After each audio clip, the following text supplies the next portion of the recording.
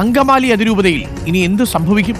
ഒരു ദിവസം മുഴുവൻ നീണ്ടുനിന്ന സംഘർഷത്തിന് പിന്നാലെ നടക്കുന്ന സമവായ ചർച്ചകൾ ഫലം കാണുമോ? ഏകീകൃത കുർബാന തർക്കത്തിൽ സമവായം ഉണ്ടാകുമോ?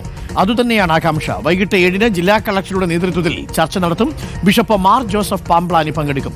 പ്രതിഷേധം കണക്കിലെടുത്ത് അതിരൂപത ആസ്ഥാനത്ത് സുരക്ഷ വർദ്ധിപ്പിച്ചു. അലി അക്ബർ ഷാ ചേരുന്നുണ്ട് കൂടുതൽ വിവരങ്ങളുമായി. അലി അക്ബർ ഷാ, എന്തൊക്കെയാണ് കൂടുതൽ വിവരങ്ങൾ? ഇന്നിപ്പോൾ പ്രതിഷേധം കനക്കാനുള്ള സാധ്യതയുണ്ടോ?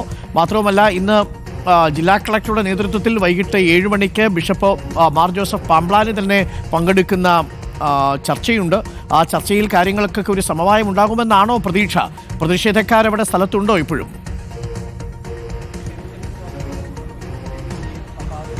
അരുൺകുമാർ, ഇന്നലെ ബിഷപ്പ് ഹൗസിലും തൊട്ടു ചേർന്നുള്ള ബസലിക്കയിലുമായി ഉണ്ടായ പ്രതിഷേധം നമ്മൾ കണ്ടതാണ്. വലിയ രീതിയിലുള്ള പ്രതിഷേധത്തിലേക്ക് ഈ വിശ്വാസി വിഭാഗം പോകുന്ന സാഹചര്യം ഉണ്ടായിരുന്നു. പോലീസിന് നേരെ നേർക്കുനേർ ഏറ്റുമുട്ടുന്ന സാഹചര്യം, ഗേറ്റ് തകർത്തകത്ത് കയറാനുള്ള ശ്രമം ഉൾപ്പെടെ നമ്മൾ കണ്ടതാണ്. ഇതുമായി ബന്ധപ്പെട്ട് ഇപ്പോൾ നിലവിൽ ബിഷപ്പ് ഹൗസിന്റെ സുരക്ഷ വർദ്ധിപ്പിക്കുകയാണ്. അതുമായി ബന്ധപ്പെട്ടുള്ള നടപടിക്രമങ്ങൾ പുരോഗമിക്കുകയാണ്. കൂടുതൽ ബാരിക്കേഡുകൾ പോലീസ് ഈ പ്രദേശത്തേക്ക് എത്തിച്ചിട്ടുണ്ട്. കൂടുതൽ പോലീസ് ഈ സ്ഥലത്ത് വിന്യസിച്ചിട്ടുണ്ട്. ഇപ്പോൾ അല്പസമയം മുമ്പ് major arch bishop Raphael Thattil ഉൾപ്പെടെ ഉള്ള ആളുകൾ ഇപ്പോൾ ബിഷപ്പ് ഹൗസിലേക്ക് എത്തിയിട്ടുണ്ട്.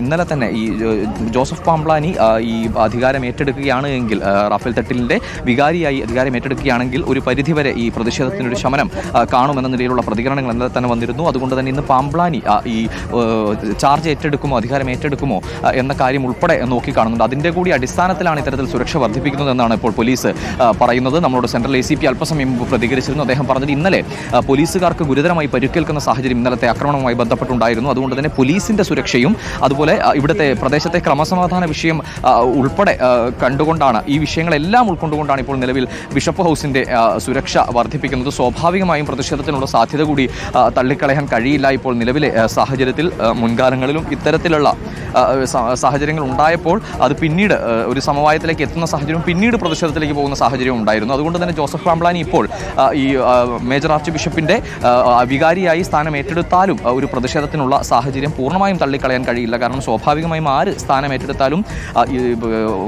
മാർപ്പാപ്പയുടെ ഉത്തരവിന് വിപരീതമായി പ്രവർത്തിക്കാൻ വേണ്ടി സാധിക്കില്ല. അതുകൊണ്ട് തന്നെ അത്തരത്തിലൊരു സാഹചര്യത്തിലേക്ക് ഒരു ആക്രമണ സ്വഭാവത്തിലേക്ക് ഈ വിഷയം മാറാതിരിക്കാനുള്ള എല്ലാ സംവിധാനങ്ങളും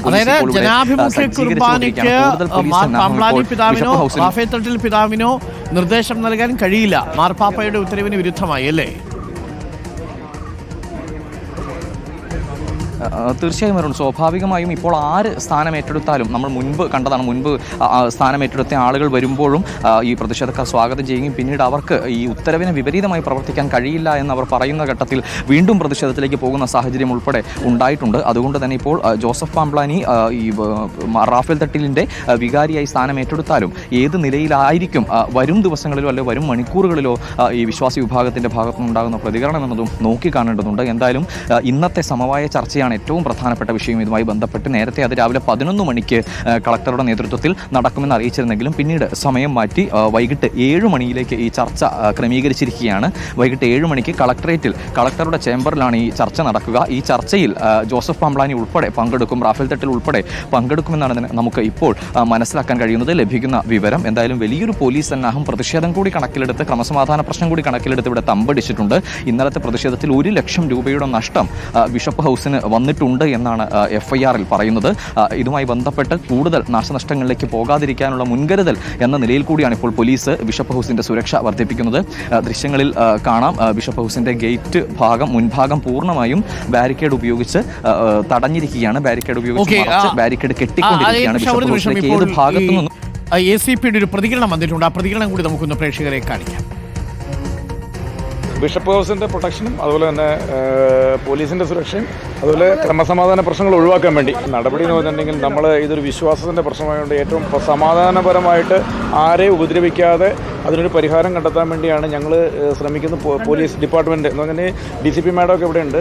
അത് തികച്ചും സമാധാനപരമായിട്ട് തീരുന്നതാണ് ആഗ്രഹം. ഇതൊക്കെ അതിൻ്റെ ഭാഗമായിട്ട് അങ്ങോട്ടും ഇങ്ങോട്ടും ഒരു സംഘർഷം ഉണ്ടാവാതിരിക്കാനുള്ള ശ്രമം. കേസുണ്ട്, കാരണം പോലീസ് ഉദ്യോഗസ്ഥർക്ക് പരിക്കേറ്റുകൊണ്ട് കേസുണ്ട്. ബാക്കിയുള്ള നമ്മൾ നടപടി പിന്നെ എടുക്കും. അപ്പോൾ എന്തായാലും സുരക്ഷ പോലീസ് ഒരുക്കും. ചർച്ചകൾ നടക്കട്ടെ 7 മണി വരെ.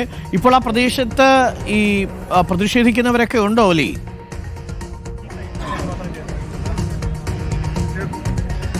അരുൺകുമാർ, ഇപ്പോൾ പറഞ്ഞതുപോലെ വലിയ പോലീസ് സന്നാഹം ഇവിടെയുണ്ട്. DCP അശ്വതിയും ACP ജയകുമാർ ഉൾപ്പെടെയുള്ള ആളുകൾ ഇപ്പോൾ ബിഷപ്പ് ഹൗസിന് അകത്തുണ്ട്.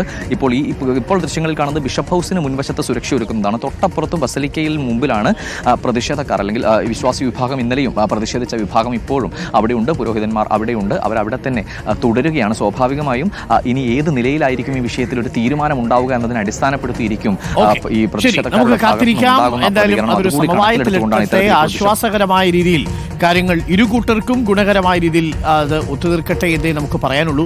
വിശ്വാസത്തിന്റെ പ്രശ്നമാണ്, അത് അവർ തന്നെയാണ് തീരുമാനമെടുക്കേണ്ടത്. അപ്പോൾ ഇന്ന് നടക്കുന്ന വൈകുന്നേരത്തെ ചർച്ചയിൽ ഒരു സമവായം ഉണ്ടാകുമെന്ന് നമുക്കും പ്രതീക്ഷിക്കാം.